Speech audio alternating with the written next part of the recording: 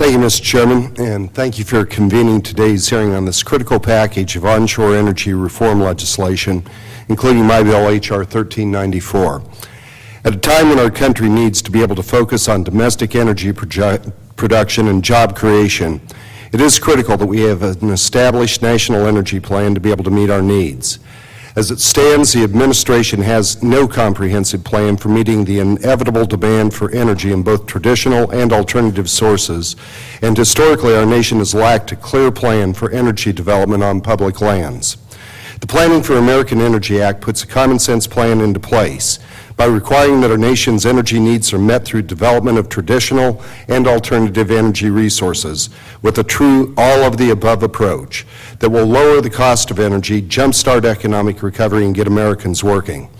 Currently, unpredictable leasing programs, permitting backlogs, inconsistent policies and regulations, as well as rampant litigation, greatly inhibit private companies from producing energy on federally controlled lands to meet the needs of American families.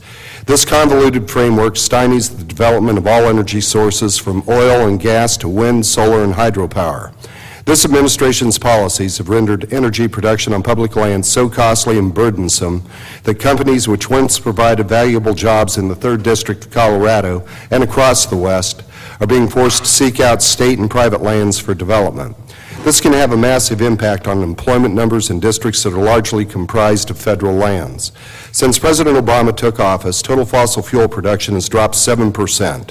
From 2010 to 2011, total federal onshore oil and natural gas production has decreased 13% and 10% respectively. President Obama continually claims that production is increasing. It's critical to note that this is attributed exclusively to production on state and private lands where the administration's policies do not govern energy policy. Oil production on state and private lands has risen by 11%, and natural gas production has increased by 40% since 2000. These figures are particularly disconcerting at a time when rising gas prices are devastating American families and small businesses. Similar impediments affect wind and solar energy industries as well. During the past 4 years, the wind industry has added over 35% of all new generating capacity in the United States, and U.S. wind power capacity represents more than 20% of the world's installed wind power. Nevertheless, due to unreliable federal policies and overregulation, the wind industry has lost 10,000 jobs since 2009, according to a recent report.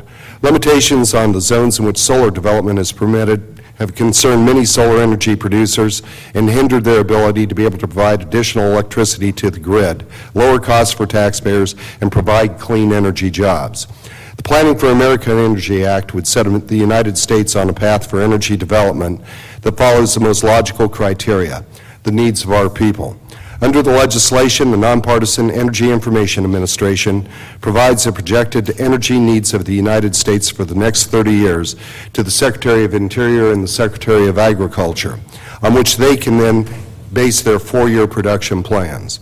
The bill requires that all domestic sources, oil, gas, coal, wind, solar, hydropower, geothermal, oil shale, and minerals needed for energy development be included in the plan.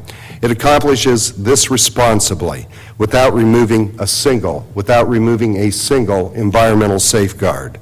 Because many local communities in districts like mine play such a large role in domestic energy production, H.R. 1394 requires the Secretary of Interior and the Secretary of Agriculture to solicit input from affected states, federally recognized tribes, local governments, and the public in developing this 4-year strategy. The bottom line is the American people need a reliable supply of affordable energy. We need to put into place a sustainable energy plan that responsibly advances the development of alternative and traditional resources, generates economic growth, lowers energy costs, and gets Americans working.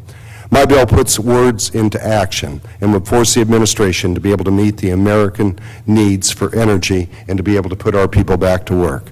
Thank you, Mr. Chairman, for allowing me to make a comment in this hearing. You're welcome. We will now hear from our